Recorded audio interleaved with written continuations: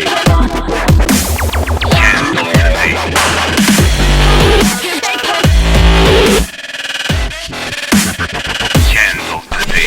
hand of the day.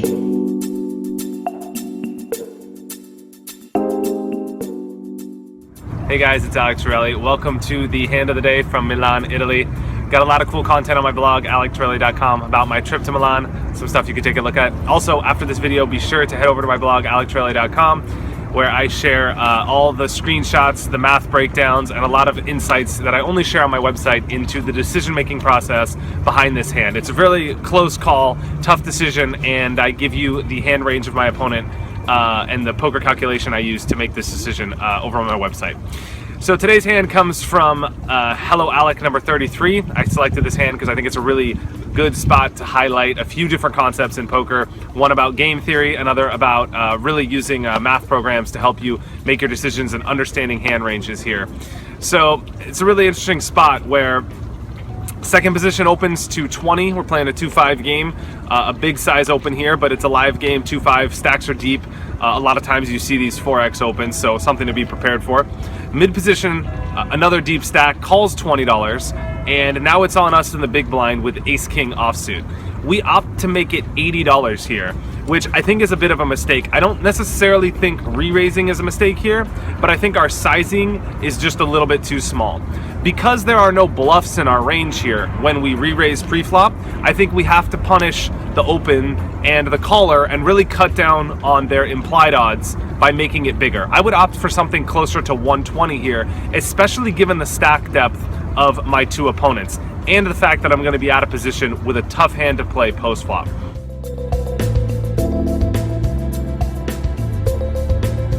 I think a factor here to consider in whether or not to re-raise pre-flop is what you know about your opponents. Are they really opening with a light range pre-flop? Is the caller a bad player? Are you trying to inflate the pot out of position because you know that they're going to call you with a lot worse hands and play worse against you post-flop? Or are they really tough players with tight ranges that are going to put you to tough decisions post-flop? If it's the former, I would consider re-raising here, build the pot, and just challenge my opponents with my hand because I'm confident in my post-flop ability versus them. If they're really tough players that are going to put me to tough spots, like the second example, I would consider just flat calling here in the big blind and disguising my hand pre-flop. Those are some things to consider. Anyway, as played, we go heads up to the flop. To the flop. The flop comes ace-jack-8, rainbow. I decided to check. He bets $110. The flop comes ace-jack-8, rainbow, which is a great flop for us. I mean, we flop top pair, top kicker, out of position. It's a vulnerable hand for sure, but we have a really strong hand, no doubt. We decided to check here. Our hero's reason for this was actually pretty smart. He was trying to rep something like queens or kings, or a weak hand, maybe even like 2 10s, in conjunction with doing some pot control and trying to get his opponent to induce a bluff. I think that's a really good play, especially if you consider how most people play this situation. Most of the time that people have ace-king, they bet.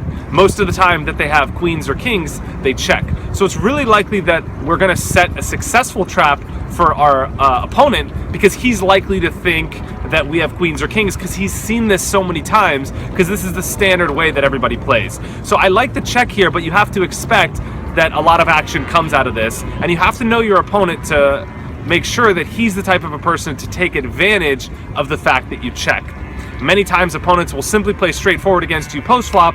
They'll check if they have nothing and bet if they have something. Against those types of players, I would prefer to bet my hand for value and protect against the draws. As played, we check, our opponent makes a c-bet, and we opt to check call.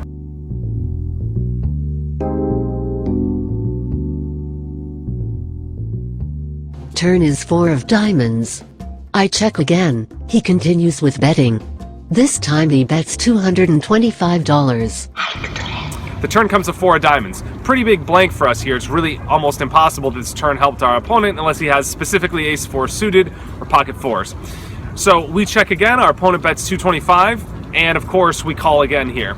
So at this point, you have to think that your opponent puts you on a hand that is a made hand. He might think you have queens or kings. He also might think you have something like ace-10 suited, not a great ace, but I think it's rare that he puts you on ace-king. He actually is probably more likely to put you on a set of aces than ace-king, even though it's less likely, simply because most people bet the flop with ace-king, and they're likely to check with 3 aces because they block all of the possible ace combinations. So I think that at this point your opponent thinks you probably have a bluff catcher. That's the most likely hand he thinks you have, and that's important to keep in mind for how he's going to react on the river.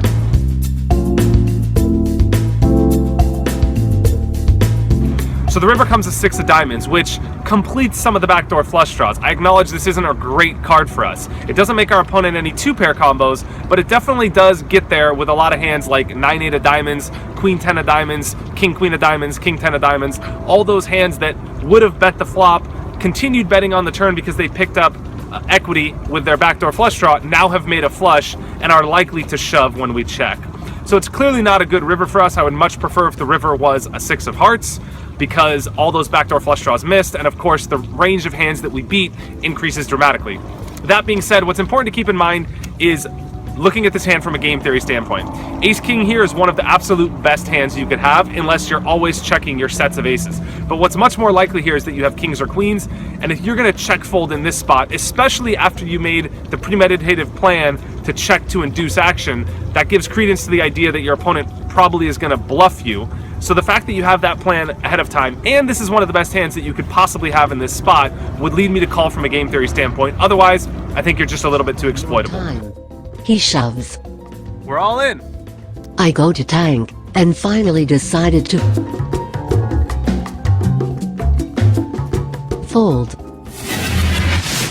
Now, if you head over to my blog after this video, the math actually supports this theory. You actually do have the right odds to call given your pot odds. You need about 30% equity to call, and a rough calculation of standard range here for a villain leads you to have about 35% equity. So this is a little bit profitable, pretty close to a break-even call, but when you add in the fact that you had this premeditated plan, and this is one of the best hands you could have, and you want to make yourself non-exploitable from a game theory standpoint, I think you got to lead yourself to call here. I encourage you to check out my blog after this video as well, to look more at that math breakdown and really experiment with what ranges your opponent has to have in order to justify calling here profitably from a math standpoint.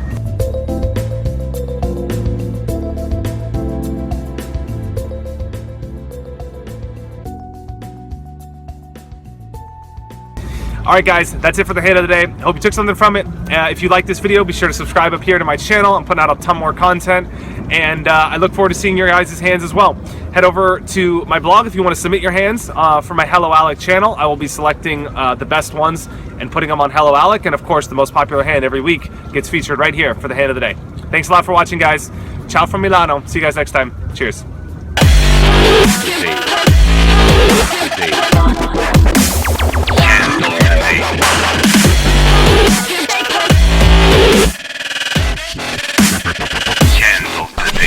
The hand of the day.